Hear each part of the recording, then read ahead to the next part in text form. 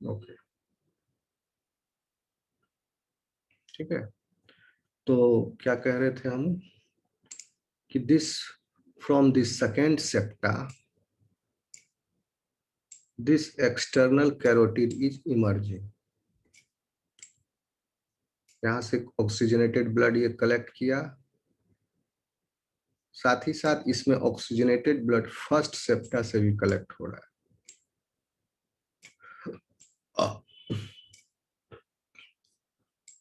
और ये वेलर,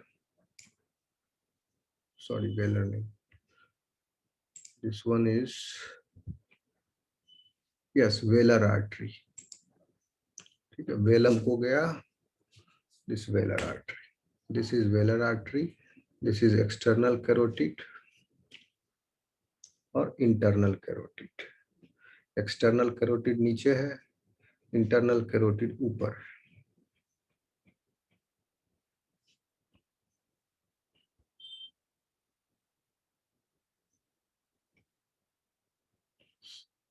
ये एक्सटर्नल कैरोटिड है और इंटरनल कैरोटिड डॉर्सल एरोटा के ये सब को बोल रहा है, लेकिन इसका नाम यहाँ अलग लिखा हुआ है। कोई नहीं, एक्सटर्नल कैरोटिड याद रखना, ये वेलर हो गया, not this one, this one, this one is velar artery. और ये सब जो है this goes to gonads, body wall, myoseptum, okay, intestine. Intestine में भी आर्टरी जाना जरूरी है, ऑक्सीजनेटेड ब्लड, क्योंकि पोर्टल वेन से तो डीऑक्सीजनेटेड ब्लड प्लस न्यूट्रिएंट दोनों कलेक्ट हो रहा है हार्ट में एक ही साथ, न्यूट्रिएंट्स भी और डीऑक्सीजनेटेड ब्लड। इंटेस्टाइन को ऑक्सीजनेटेड सप्लाई जो है यहाँ से भी जाता है, और हर सेगमेंट में डॉर्सल एरोटा जो है एक आर्टरी सप्लाई करता है हर मायोमियर में, हर सेगमेंट में, और वहां से फिर हर सेगमेंट में फिर ब्रांचिंग होके टू दैट सेगमेंटल रीजन जो ऑर्गन है उसको सप्लाई होता है। इतना समझ में आया आपको? Yes yes sir. Sir. Yes sir.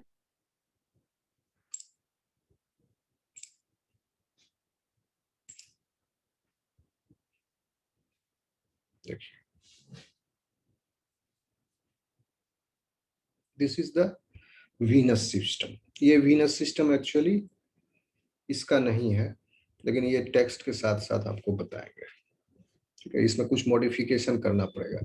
This is a basic primitive embryonic veins, यानी इस तरह से एम्ब्रॉयनिक वेन्स जो है ह्यूमंस में भी अपीयर होते हैं, और इसी से मिलता जुलता इनका भी वीनस सिस्टम है। सारे वर्टिब्रेट्स के एम्ब्रॉयनिक स्टेज पर ऑलमोस्ट सेम टाइप का सर्कुलेटरी सिस्टम होता है, ओके, जो कि बाद में फिर मॉडिफाई होता है और एडल्ट लाइक सर्कुलेटरी सिस्टम में स्ट्रक्चर्स तब्दील हो जाते हैं। अब हम जाएंगे टेक्स्ट में लाइन बाय लाइन, और ये आपको मैं एक्सप्लेन करूंगा टेक्स्ट के थ्रू, क्योंकि इसमें कुछ मॉडिफिकेशन करना होगा। ये इसका फिगर मिला नहीं हमको, सिस्टम टेक्स्ट में था लेकिन फिगर नहीं मिल रहा था, इसलिए मैंने ये फिगर दिख रहा है आपको, this is yes sir. Just for your general knowledge. कहाँ गया?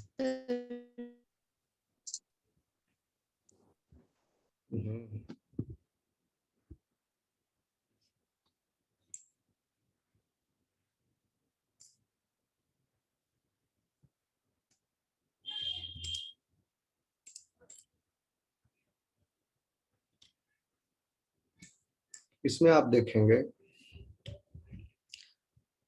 fish like body plan has started appearing in this animal. This is fish like body plan. क्या है इसमें? नोटोकॉर्ड बेसिक प्लान है। नोटो, यहां से देखिए 3 chambered heart,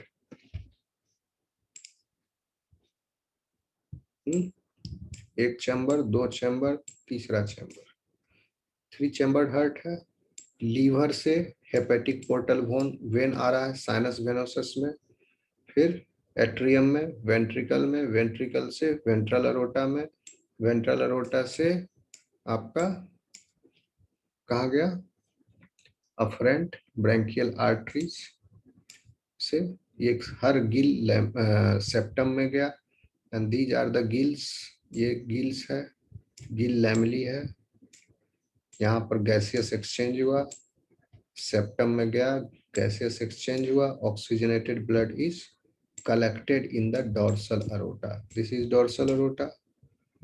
Can you see? Yes. This is dorsal aorta. यही है ना, dorsal aorta ये है जिसमें एरो दिखा रहा है. This one is dorsal aorta. This is something else. Oh, sorry.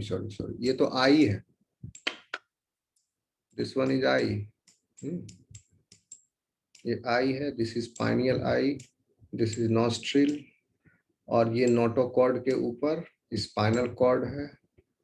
अब आप देख सकते हैं presence of vertebrae, interlocking vertebrae, नीचे में नोटोकॉर्ड को सपोर्ट किए हुए हैं और ऊपर में नर्व कॉर्ड को एनक्लोज किए हुए हैं. So this is neural spine.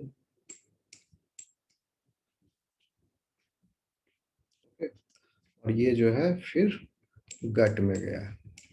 ये बेसिक लीवर आपका फिश का बॉडी प्लान. वाटर अंदर आया तो इस एनिमल में पेट्रोमाइजोन में आप देख रहे हैं कि सिमिलर टाइप का बॉडी प्लान जो है fish like. Now it has started appearing. और बाद में अब ये इवॉल्व होगा.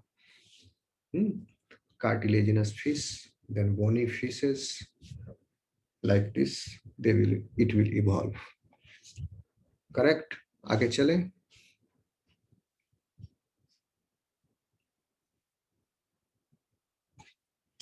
Yes. Yes, sir. ओके.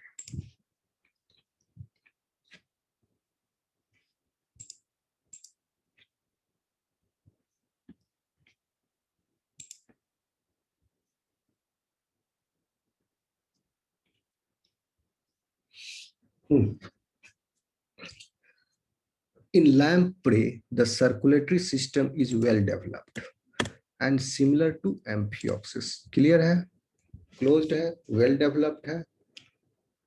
ठीक. और क्या है इसमें? रेस्पिरेटरी पिगमेंट है, आरबीसीज है, डब्ल्यूबीसी है. ठीक. जल्दी जल्दी बोलना जो पॉइंट क्लियर हो जाएगा. सेकंड पॉइंट चले. The heart is an S shaped. ठीक है, हार्ट जो है इसका एस शेप्ड का है. हार्ट को सीधा कर लेते हैं. उसका हार्ट को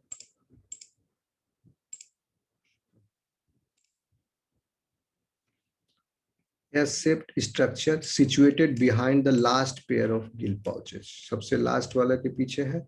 It is enclosed in a thick-walled pericardium supported by a cartilaginous plate. Pericardium है thick-walled और pericardium is supported by a cartilaginous plate. That is pericardial plate. The heart consists of three chambers: sinus venosus, an auricle, and a ventricle. The sinus venosus is a thin-walled chamber and leads into a thin-walled auricle lying above the sinus venosus. Clear है? Yes. ठीक. The auricle opens into the thick-walled ventricle. ठीक है, तो auricle जो है thick वाल ventricle में open हो रहा है. There is no conus arteriosus. देखिए इसमें आपको किसी बुक में लिखा मिलेगा there is conus arteriosus present. But यहाँ पर ये कह रहा है there is no conus arteriosus. Conus arteriosus यही है जिसको वो कह रहा है, और इसमें अलग नाम दे दिया बल्बस आर्टेरियोसस इसका। ओके। एक होता है कोनस मेडुलेरिस, सुने हो नाम? कोनस मेडुलेरिस।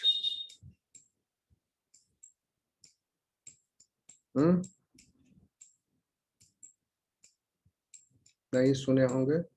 कोनस, इसमें कंफ्यूज, कोनस आर्टेरियोसस जो है वो वेंट्रिकल का पार्ट, वेंट्रिकल के आगे का हिस्सा है when it is leading into aorta.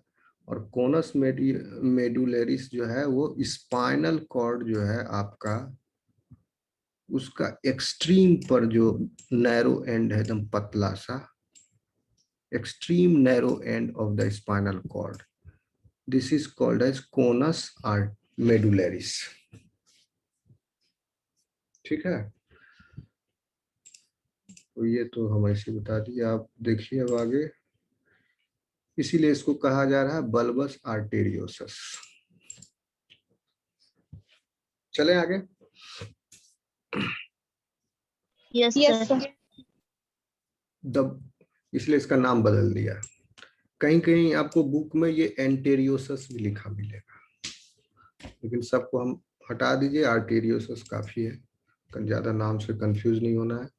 The ventricle Leeds into ventral aorta whose proximal end presents a slight dilation और बल्बस, देखो लिखा है बल्बोअस एंटेरियोसस। ठीक है, ये बल्बोअस एंटेरियोसस, तो यहाँ एंटेरियोसस वर्ड है और यहाँ पर आर्टेरियोसस वर्ड है। Go by this one, bulbus arteriosus. ठीक, अब देखिए इसको ठीक कर देते हैं। Bulbs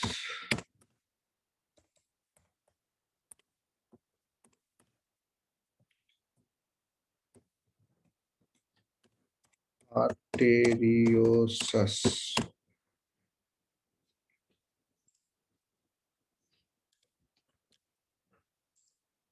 Sorry. Ventral aorta gives off 7 pairs of efferent branchial arteries to 7 pairs of gills. Clear? Sixth is clear? Yes, सात sir. सात पेयर है ना, 1 2 3 4 5, ये सब बता डिस्कस कर लिए। Yes, sir. Oxygenation of blood occurs here, कहाँ? गिल पाउच में। From gills, blood enters into 7 pairs of efferent branchial arteries. Efferent branchial arteries किसमें ओपन हो रहा है? डोर्सल अरोटा में, which unite to form a median dorsal aorta, distributing the blood to the various parts of the body. तो dorsal aorta से body में distribute हो रहा है ब्लड। कौन सा ब्लड? Oxygenated blood. डिस्ट्रीब्यूट होने की किसको जरूरत है? ऑक्सीजनेटेड ब्लड को। और कलेक्ट होने की किसको जरूरत है? कलेक्ट होने की किसको जरूरत है?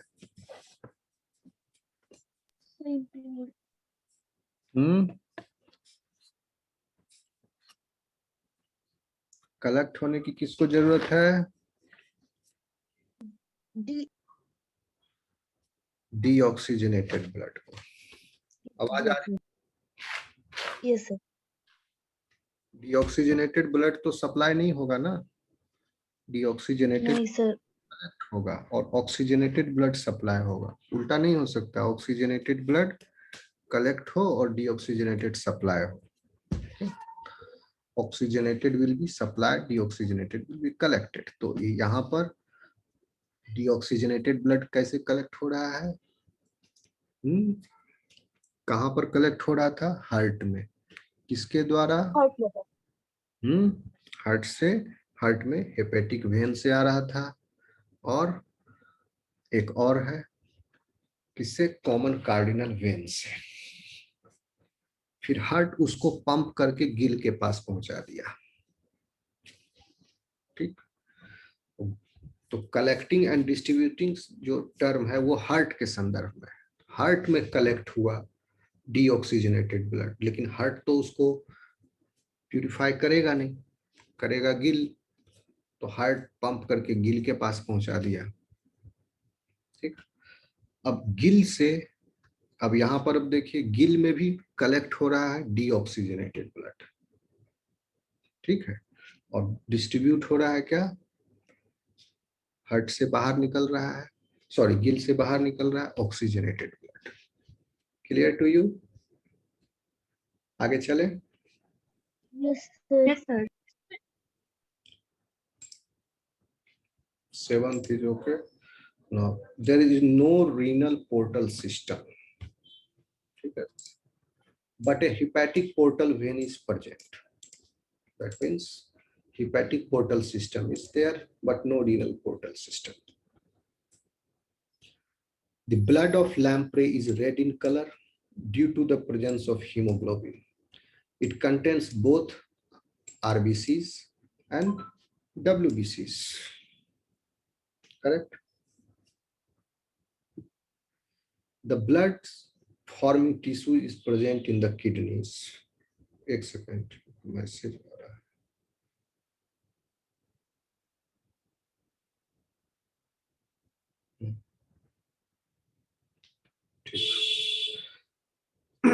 It contains both red, the blood forming tissues. इसको सेपरेट पॉइंट कर दीजिए। Blood formation is a process which is called as hematopoiesis.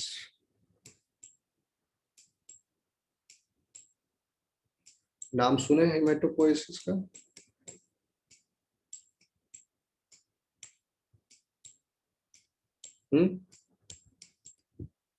Have you heard of this hematopoiesis? नहीं सुने हैं क्या यार? सर आपकी आवाज क्लियर नहीं आ रही है। Yes, sir. आवाज नहीं आ रही है? Yes, sir. ओहो, वन सेकंड। अच्छा, मैं यही पूछ रहा हूँ, हिमेटोपोएसिस अभी आ रही है? ठीक,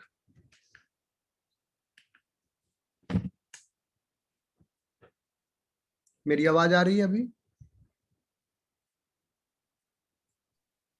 Yes, sir.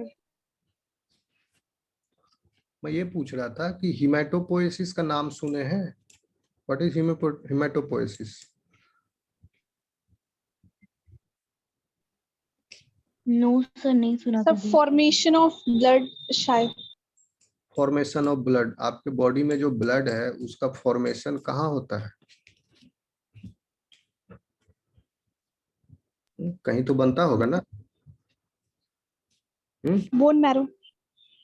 Yes, bone marrow. Bone marrow में हिमेटोपोएसिस चलते रहता है daily. Okay, millions of RBCs, thousands of डब्ल्यूबीसीज डेली मैच्योर इन योर। होता है। क्या बोले? आवाज नहीं आई आप? लिवर में भी तो आरबीसी बनता है ना सर, लिवर में भी तो आरबीसी फॉर्मेशन होता है ना। हाँ हाँ, लीवर में भी होता है। सर लिवर, स्प्लीन और वो बोन मैरो तीनों में होता है।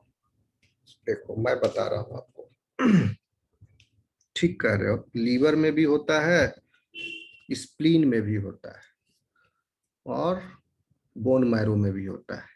लेकिन कब होता है, सवाल ये उठता है, जब तक फीटल स्टेज है, गर्भ में बच्चा है, तब तक बोन मैरो डेवलप नहीं हुआ है, लीवर में हिमेटोपोएसिस होगा। जन्म लेने के बाद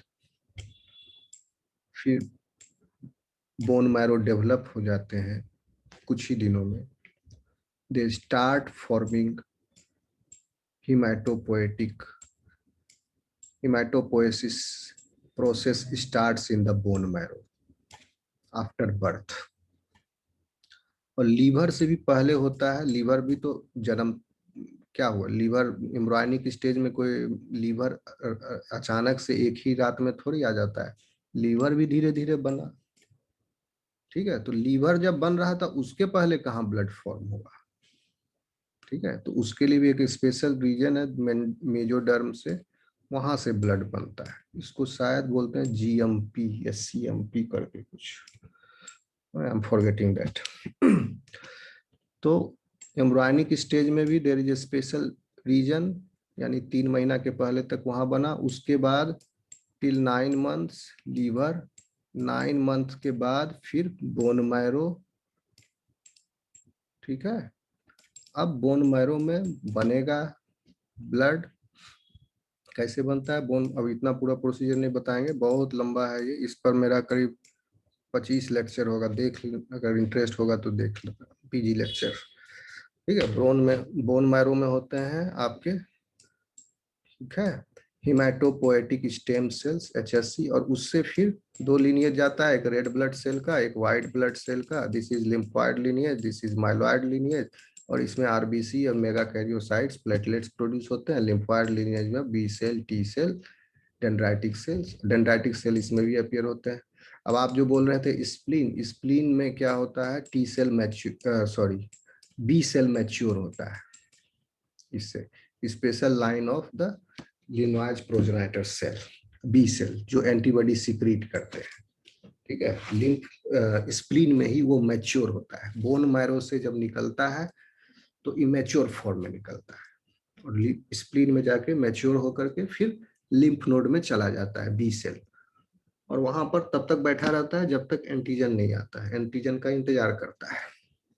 एंटीजन आने के बाद B सेल फिर एक्टिवेट होता है, एंटीजन से जैसे मुकाबला हुआ B सेल भी गेट एक्टिवेटेड, एक्टिवेट होने के बाद B सेल डिफरेंशिएट होता है, और डिफरेंशिएट होने के बाद एक्टिवली सिक्रीटिंग प्लाज्मा सेल्स जो एंटीबॉडी सिक्रीट करते हैं।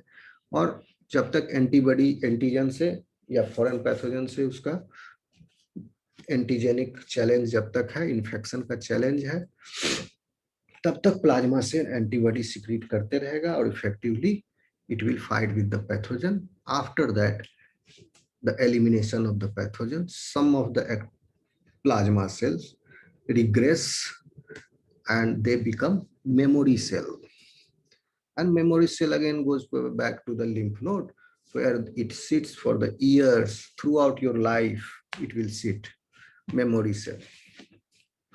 उसका memory cell का life भी is equal to your life almost। और मेमोरी सेल का फायदा ये होता है कि सेकेंड टाइम जब एनकाउंटर होगा, सेम टाइप ऑफ एंटीजन जिसके अगेंस्ट प्लाज्मा सेल बने थे, अब मेमोरी सेल तुरंत डिफरेंशिएट कर जाता है प्लाज्मा सेल में फिर से, और plasma cells are actively antibody secreting cells. First antigenic challenge, देखो समझ लो, अभी कोरोना का टाइम चल रहा है, ये सब आपको पता चल।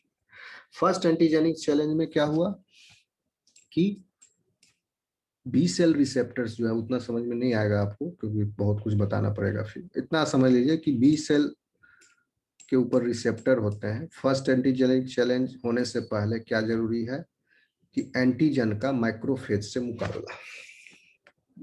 Macrophage phagocytic cells, special type of phagocytic cells are there in the tissues, जिसको बोलते हैं APC, एंटीजन प्रेजेंटिंग सेल।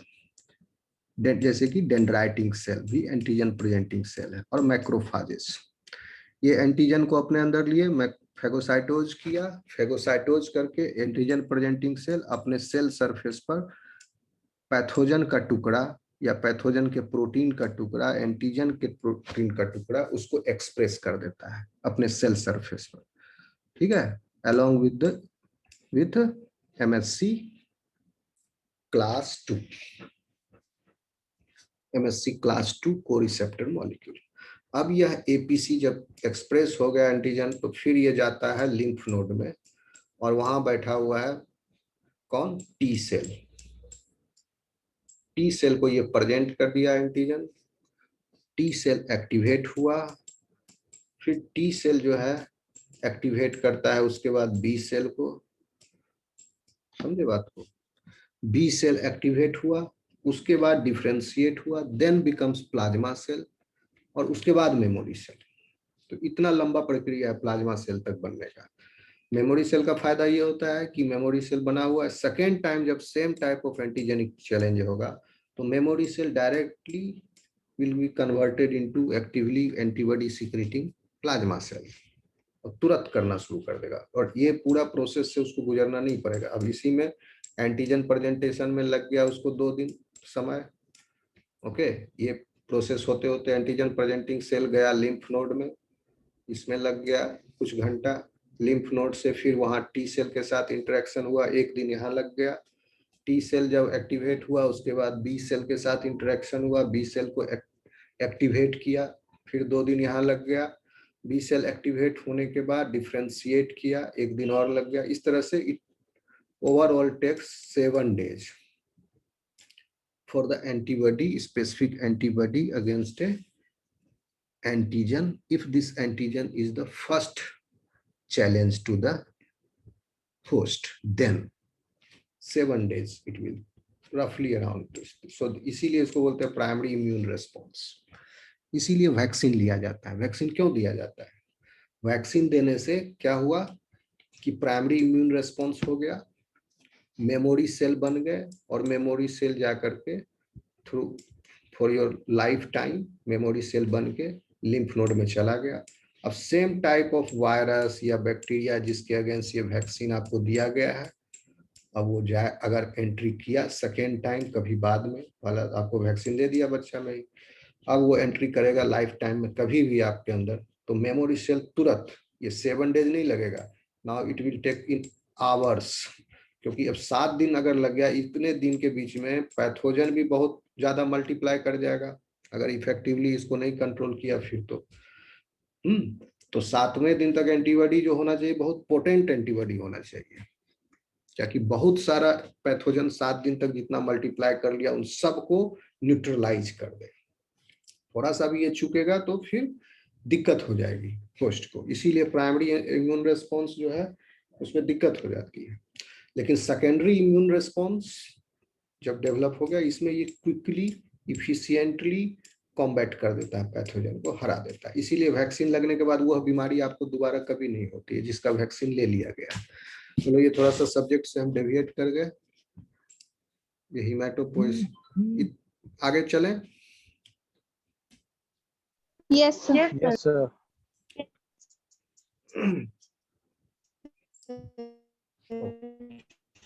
ये ब्लड फॉर्मेशन से आ गया इतना पूरा चर्चा। ब्लड फॉर्मिंग टिश्यू, तो इसमें भी है ब्लड फॉर्मिंग टिश्यू। हम लोग में ब्लड फॉर्मिंग टिश्यू कौन है? At the fetal stage liver and at the adult stage bone marrow, ठीक है। स्प्लीन नहीं बोलोगे, बोन मैरो। स्प्लीन में सिर्फ मैच्योरेशन प्रोसेस होता है, लेकिन ब्लड फॉर्म हुआ इमेच्योर वो भी सिर्फ बी सेल का। इन द, तो इसमें लैम्प्रे में कहाँ हो रहा है? Blood forming tissue is present in the kidneys and the spinal cord, और लिम्फेटिक सिस्टम भी प्रेजेंट है इसमें, correct. Special arteries are produced from dorsal aorta and supply blood to the intestines, kidneys and gonads. इसी dorsal aorta से arteries, special arteries निकला और वो supply किया किडनी को, गोनाड को, सबको सप्लाई किया इस dorsal aorta से, इंटेस्टाइन को। With the exception of efferent branchial and renal arteries, efferent यानी ये कहां पर है?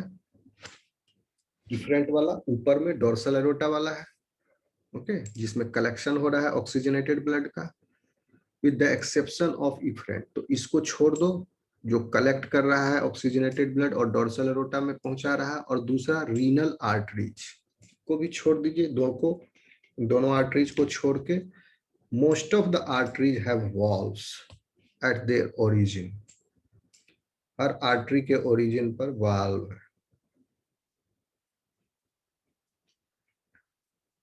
अंदर में, आर्टरी के अंदर में, इस पिक्चर में नहीं दिखेगा।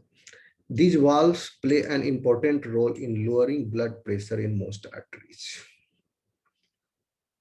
ठीक है, तो सीधा लिख देना, valves have important role in regulating the blood pressure in the arteries. तो arteries में ही valve है, vein में नहीं है। Okay, 13 point is blood flows forward through the ventral aorta. Ventral aorta से आगे की तरफ गया, and backwards through dorsal aorta. Dorsal aorta से पीछे की तरफ गया। Their venous system consists of a complex network of true veins and sinus venosus. Sinus venosus भी और सारे होते हैं इसमें। एक तो साइनस विनोसस आप देखिए, इसके हार्ट में है एक चैम्बर। वेन्स का जो सिस्टम है वहां पर सिर्फ साइनस विनोसस एक चैम्बर है, कई सारे वेन्स में। जहां पर वेन्स और वेन ज्वाइन हो रहे हैं वहां पर एक साइनस विनोसस है, ताकि कलेक्ट हो जाए और फिर ब्लड आगे बढ़े। Blood is transported from the caudal region through a large caudal vein. This vein is divided into, अब देखिए ये इसका क्या है, venous system। इतना दूर तक आर्टेरियल सिस्टम डिस्क्राइब किया, पॉइंट नंबर 13 तक। पॉइंट नंबर ये नहीं किया मैंने, इसको कहीं कहीं से लाया है, डिफरेंट टेक्स्ट से। आर्टेरियल सिस्टम में भी कहीं एक जगह इकट्ठा नहीं दिया था, ठीक है। अब देखो आप क्या लिख रहा है, their venous system consists of a complex network of true veins and sinus venosus. Blood is transported from caudal region through a large caudal vein. This is a large caudal vein, can you see?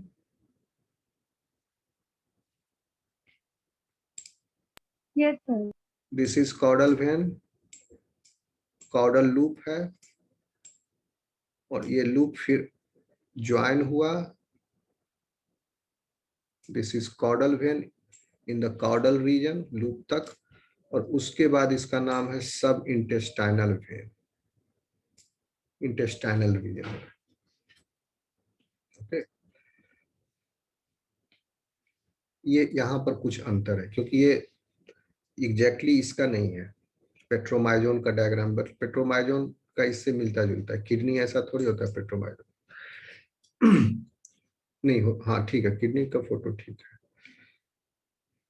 This is incorrect, this one is incorrect. Inferior jugular vein, ये inferior jugular when नहीं है।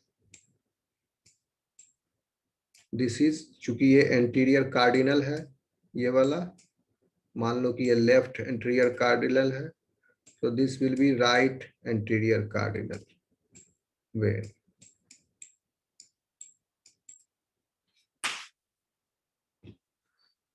चलिए इसको one by one देखते हैं।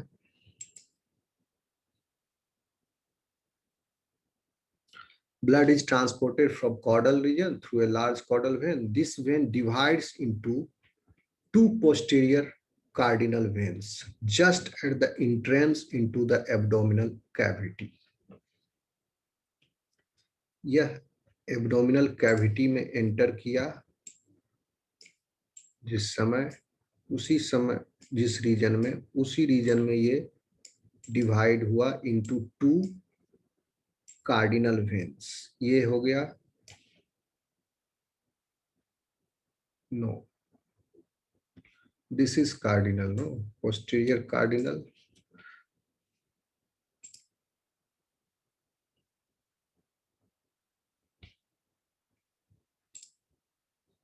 One second.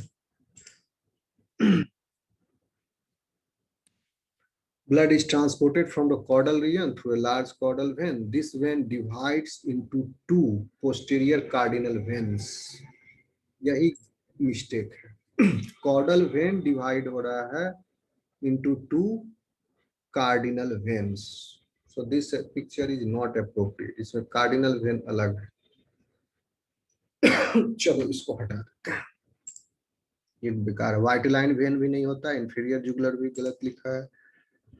And this is primitive embryonic veins venous system। तो कैसे समझेंगे, क्योंकि इसका पिक्चर नहीं मिला। इतना खोजना तो कोई नहीं, आप इसको समझ लो यहीं से डायरेक्ट। मैं आपको डायग्राम बना के समझा सकता हूँ। एक चीज आपको पीछे एक फिगर था उसमें दिख सकता है, दिख जाएगा, एक और डिटेल पिक्चर था। Can you see this?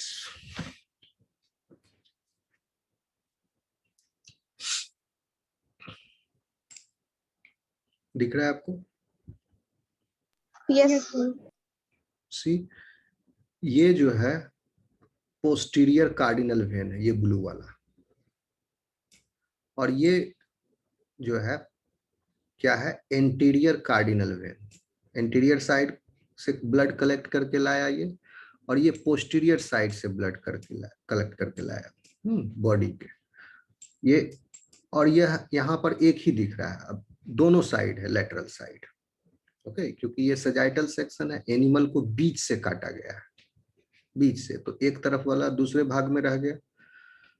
तो this is anterior cardinal when, posterior cardinal when, दोनों तरफ एक लेफ्ट वाला होगा, एक राइट वाला होगा, बीच से कट गया, इसीलिए ये आपको यहाँ पर कटा हुआ दिख रहा है। ये थोड़ा सा, ये एक इधर भी है, और ये दोनों ज्वाइन होकर के is forming this common cardinal when.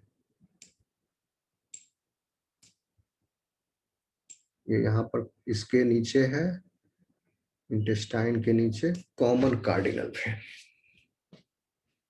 और ये common cardinal when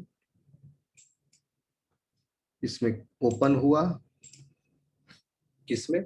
sinus venosus में। ये तो हो गया ventricle, this one is ventricle.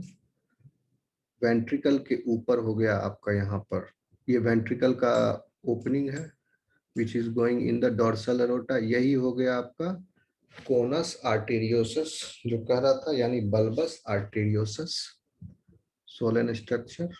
और इसके अंदर ही है साइनस, ये आपका पूरा हार्ट है, ये पूरा हार्ट है। हार्ट के अंदर फिर ऑरिकल होगा, ऑरिकल फिर साइनस वेनोसस। साइनस वेनोसस में ये कॉमन, इस कॉमन कार्डिनल वेन के इस वेन के नीचे है कौन सा वेन? जिससे हार्ट को सप्लाई गया हुआ है, साइनस वेनोसस को, इसलिए वो दिख नहीं रहा है इसमें। इस कॉमन कार्डिनल वेन के नीचे से साइनस वेनोसस में ओपन हुआ है। इधर तो ये तो वेंट्रिकल है, सपोज यहां से गया कहा? साइनस वेनोसस में।